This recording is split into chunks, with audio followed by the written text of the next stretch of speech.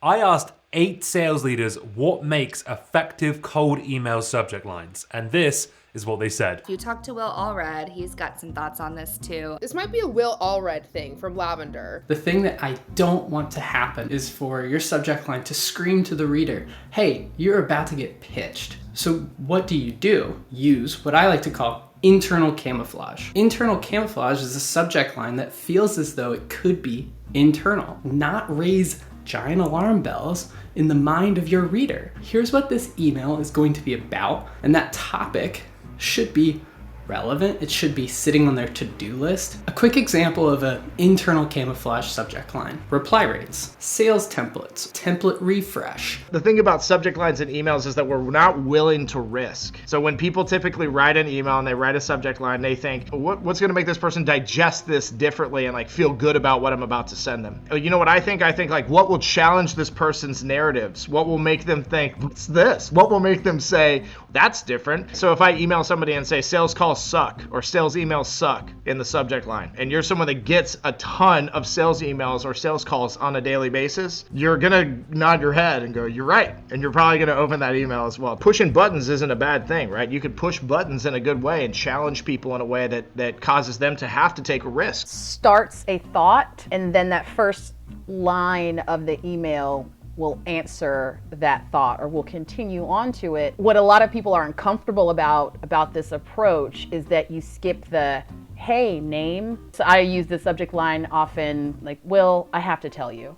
That's the subject line. And then the first line is, what you said about sales outreach really blew me away. The best thing you can do is a word play or a number play. So put 2 things that seem common and then 1 thing that feels uncommon. Make your subject line a little bit of a puzzle, a little bit of a teaser. Just to be like, wait, what's this? You could say something like onboarding, enablement, and then you could say something really outlandish like napkins. What the hell does napkins have to do with onboarding and enablement? And then in it, you say something like, a lot of companies focus on onboarding when they hire their first enabler and it's their top priority. But we see a lot of reps graduate into mediocrity and then cry about not hitting quota. Stop giving your reps tissues and napkins and actually get them focused on hitting quota right from graduation on. And that's the napkin reference, right? My favorite one, my treasured one, which is going to become commoditized soon, so the hell, let's talk about it, is the CEO's name comments. Our CEO's name, for example, is Andy Harris, so it would be Andy Harris's comments. If I got that email, I would be having a panic mode of, did Andy Harris say something about me? And I don't do it to instill panic, but it's a great motivation to open the email, which is really the barrier that we have with subject lines, I think. Do you then tie that subject line into the body of the email somehow? Thank you for asking that. Yeah, you can't be like CEO comments and then be like, we're the leading provider of training.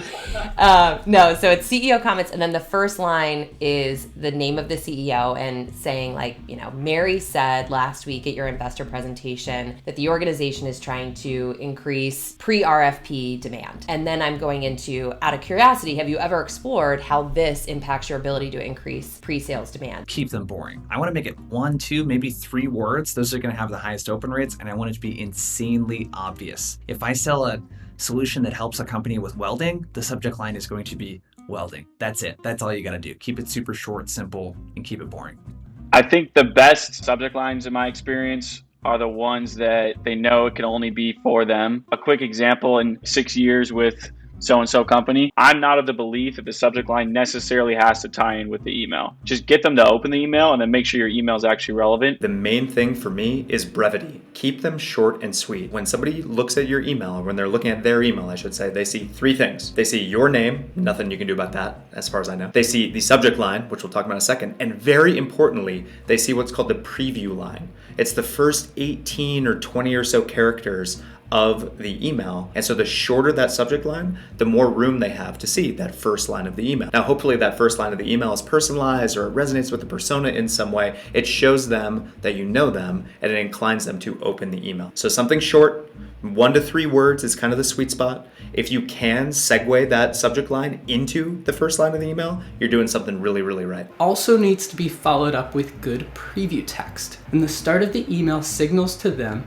this was an email written for me. You state an observation about what is going on with them or their business that you can easily tie back to a problem associated with that subject line.